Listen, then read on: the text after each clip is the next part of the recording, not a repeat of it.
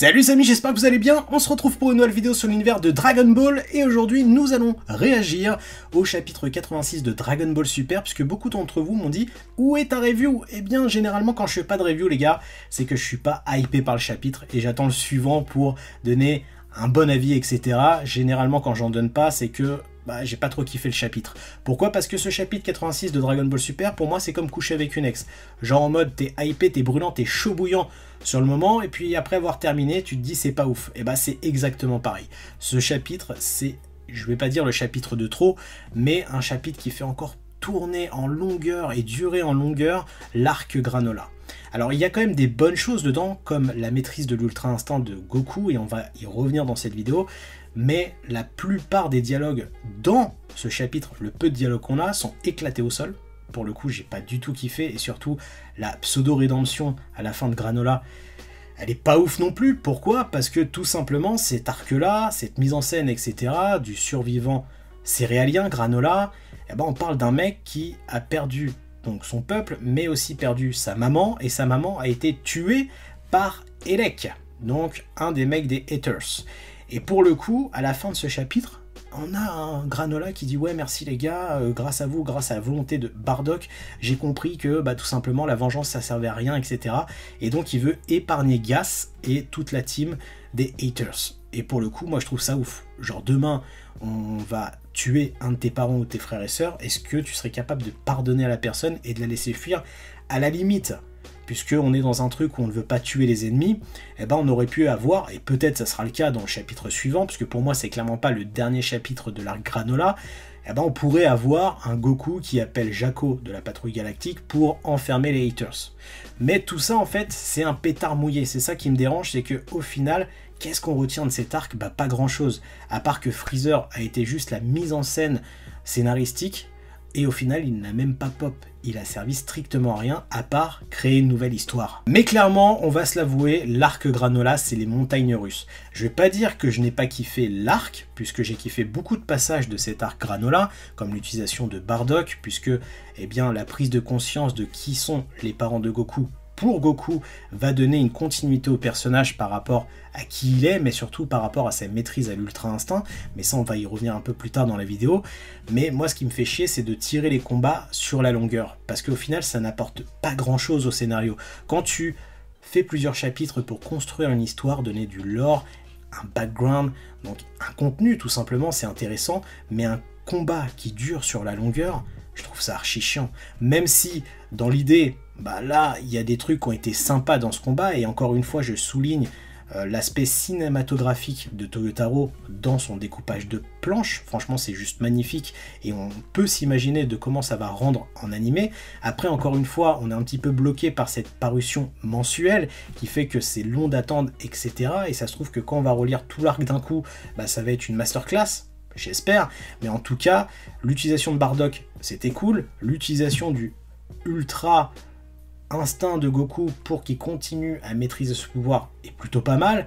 L'utilisation du Wagamama no Gokui, donc du coup, de la nouvelle forme de Vegeta, c'est classe, mais au final, encore une fois, ça raconte pas grand-chose. Pourquoi? Parce que là, on va terminer un arc avec Granola qui n'aura même pas assouveli sa vengeance, qui était de tuer Freezer de base, et surtout de tuer ceux qui ont tué sa maman.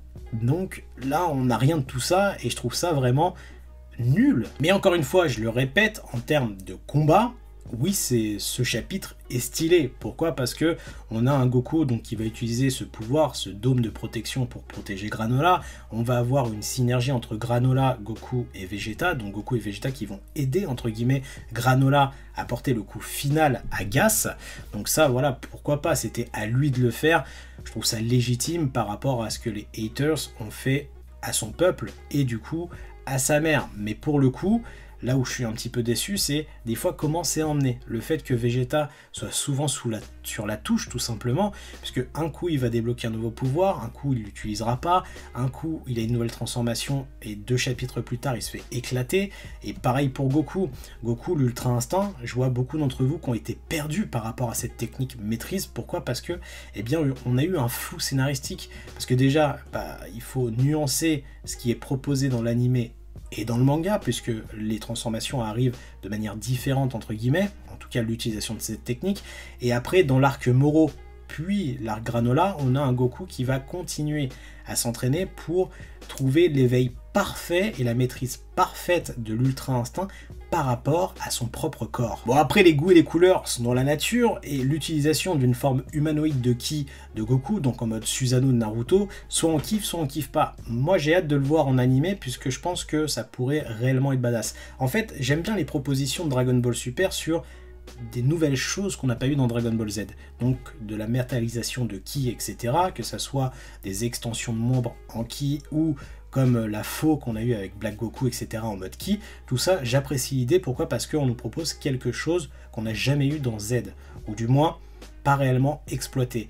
Après, bon bah voilà, le Susanoo de Goku, j'ai envie de dire, à chaque fois qu'il arrive, il fait du sale, mais là il arrive avec un Goku qui était totalement au bord de la rupture, un Goku qui était ultra fatigué et qui d'un coup va se réveiller alors qu'il est étalé au sol, et paf, il va utiliser le Susanoo en mode couché par terre. Donc après, bon, ça soit on kiffe pas, mais en soi, il y a quand même une reprise d'idées par rapport à ce qu'on a eu avec Raditz, et donc avec Goku et Piccolo, donc avec quelqu'un qui va essayer de canaliser l'ennemi le temps que l'autre va charger une attaque pour terminer l'ennemi. Bah, c'est exactement pareil.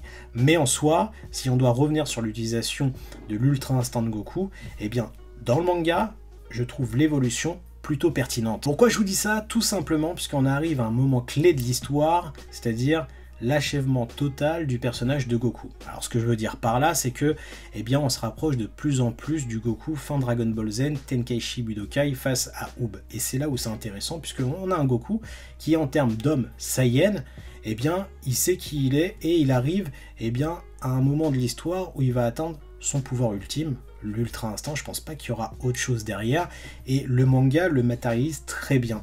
Et c'est pour ça que je vous dis qu'il y a deux supports par rapport au manga et l'animé, mais dans la construction scénaristique de l'Ultra Instinct dans le manga, donc que ça soit fin du tournoi du pouvoir jusqu'à l'arc Moro avec l'entraînement qu'il a eu avec Milus, puis maintenant dans l'arc Granola, on a un Goku qui maintenant connaît ses origines Saiyan, sait d'où il vient, donc pour savoir qui on est, vaut mieux savoir ses origines, et ça nous aide à nous construire dans la vie. Et pour le coup, ce Goku, il sait que Whis lui a dit qu'il doit utiliser l'Ultra Instinct par ses propres moyens, la combiner à une transformation ou pas, et surtout, eh bien, maîtriser sa propre forme. Et c'est là où ce chapitre 86 nous montre un Goku qui est de plus en plus en forme normale. Ce que je veux dire par là, c'est que de base, dans les symptômes de l'Ultra Instinct, ou la forme non maîtrisée, eh bien on a un Goku qui a des reflets dans les cheveux, un petit peu hérissés, etc. Et là, par exemple, par rapport à cette case, on voit un Goku qui est pratiquement normal, sauf avec les yeux fermés comme Bardock.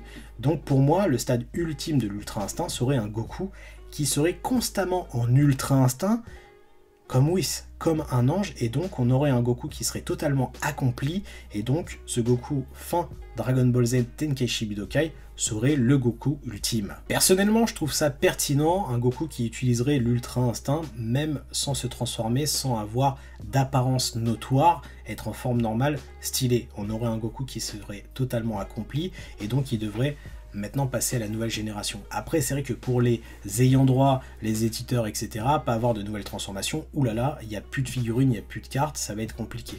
Donc ça serait à ce moment-là qu'il passerait Dragon Ball Super sur une nouvelle génération avec Trunks, Oob, Pan, etc. et tout. Et c'est ce qu'on veut, en tout cas moi c'est ce que je veux.